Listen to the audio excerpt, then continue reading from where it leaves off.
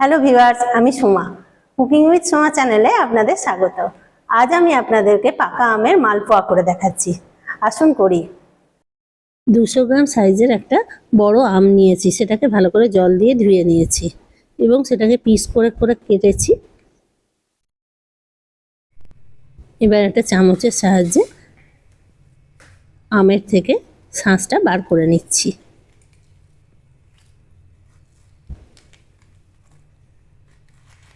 এইভাবে চামচে করে করে আমের শাঁসটাকে বার করে নিতে হবে।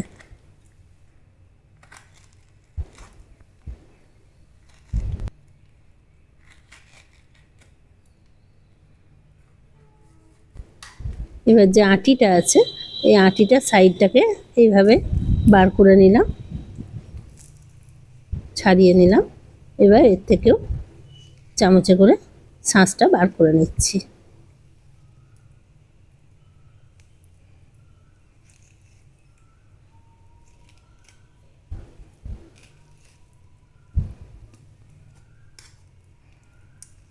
এই যে আটির থেকে দেখুন কিভাবে আমি আটির থেকেও শাঁসটা বার করে নিলাম। এবার একটা মিক্সার জারের মধ্যে আমের এই পাল্পটা নিয়ে নেব এবং সুন্দর করে একটা পেস্ট তৈরি করে নেব। মালপোয়া তৈরির ইনগ্রিডিয়েন্টসগুলো হলো আমের পাল্প হাফ কাপ, ময়দা 1.5 কাপ, নারকেলের দুধ 3 চামচে, আর সুজি 3 চামচে, বেকিং পাউডার 1 চামচে, চিনি 1.5 কাপ, মৌরি হাফ চামচে, আর অ্যালমন্ড আছে কুচি করা 2 চামচে মতো, আর হালকা গরম দুধ নিয়েছি 1 কাপ, সামান্য একটু নুন দিয়েছি। এবার আমের পাল্পের মধ্যে ময়দা 1.5 কাপ দিয়ে দিলাম,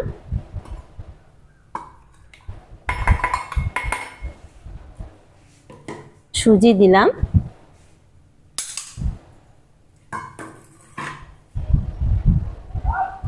চিনিটাও দিয়ে দিলাম।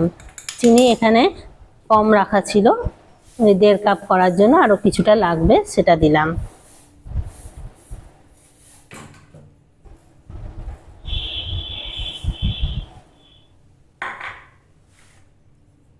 এটা আমার নারকেলের দুধ রাখা আছে, সেটা গুঁড়ো দুধটা দিয়ে দিলাম। নারকেলের দুধ না থাকলে আপনারা এমনি গুঁড়ো দুধ দিতে পারেন। একটু সামান্য নুন দিয়েছি, মৌরিটা দিলাম, অ্যালমন্ডটা মিশিয়ে নিলাম। এবার বেকিং পাউডারটা দিয়ে দেবো সব শেষে।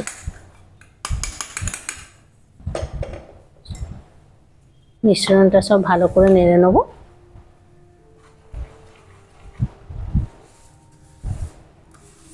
পাল্পটার সঙ্গে ভালো করে মিশিয়ে নিতে হবে মিশ্রণটা। ময়দা নুন সব কিছু সুন্দর করে মিশিয়ে নিতে হবে প্রথমে, তারপরে আস্তে আস্তে দুধটা দিতে দিতে গোলাটা তৈরি করতে হবে।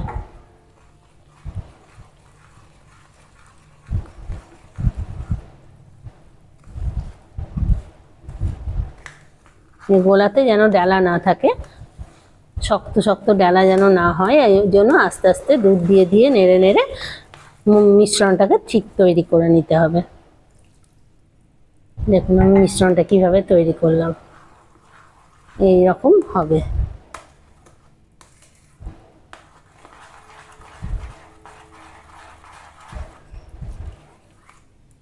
এইরকম ভাবে মিশ্রণটা হবে। এটাকে 20 মিনিট ঢাকা দিয়ে রেখে দিতে হবে।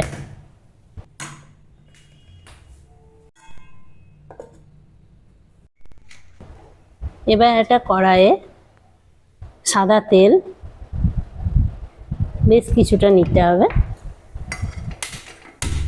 এবং গ্যাসটা জেলে গরম করতে হবে।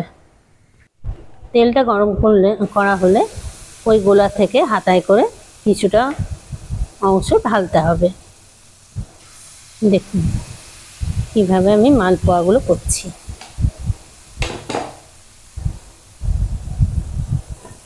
এইভাবে আস্তে আস্তে গরম হতে দিতে হবে, ভাজতে হবে আস্তে আস্তে। নিচের দিকটা ভালো করে ভাজা হলে ওপর থেকে সুন্দর করে তেলটা ছড়িয়ে দিতে হবে, যাতে ওপরটাও ভাজা হয়। এবার আস্তে করে একে উল্টে দিতে হবে, খুব সাবধানে করতে হবে যাতে উল্টোতে গেলে ভেঙে না যায়।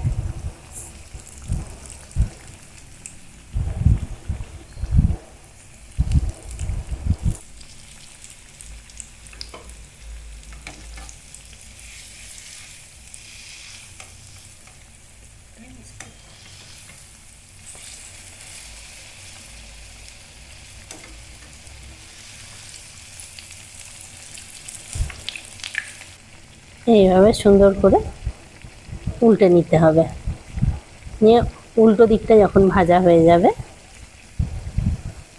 তখন তুলে প্লেটে রেখে দিতে হবে।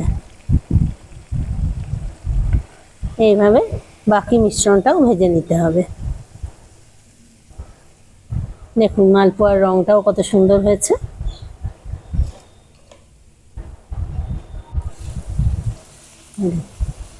এইভাবে বাকি মালপোয়াগুলো আমি ভেজে নেব।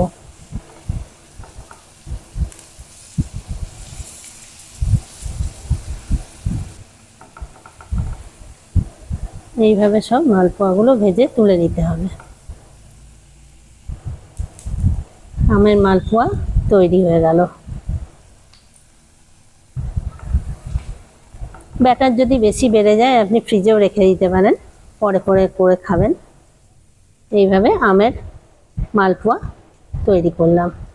একবার টেস্ট করে দেখুন, আপনারা ভালো লাগবে অবশ্যই।